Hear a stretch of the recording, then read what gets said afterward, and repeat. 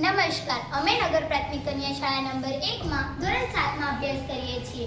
આજે અમે સામાજિક વિજ્ઞાનમાં પાઠ 16 રાજ્ય સરકાર તેમાં રાજ્ય સરકારના કાર્યો વિશે માહિતી આપીશું. લોકશાહીમાં રાજ્ય સરકારનું મુખ્ય કાર્ય લોક કલ્યાણ કરવાનું છે. રાજ્યના લોકોની જરૂરિયાતો વીજળી, પાકા રસ્તા, પીવાનું શુદ્ધ પાણી, સ્વાસ્થ્યને લાગતા મહત્વપૂર્ણ કાર્ય કરે છે. સસ્તા અનાજની દુકાનો મારફતે ખાદ્ય સામગ્રીનું વિતરણ કરે છે.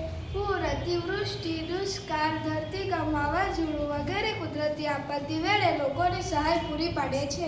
ન્યાયની વ્યવસ્થા, વાહન વ્યવહાર, શિક્ષણ સંસ્થાઓ, હોસ્પિટલો વગેરે સુવિધાઓ પૂરી પાડે છે. રાજ્યના કાયદા, શાંતિ અને વ્યવસ્થા જળવાઈ રહે તે માટે જરૂરી ભૂમિકા ભજવે છે. હવે રાજ્યનું ન્યાયતંત્ર એટલે કે વડી અદાલતના કાર્ય વિશે જાણીશું.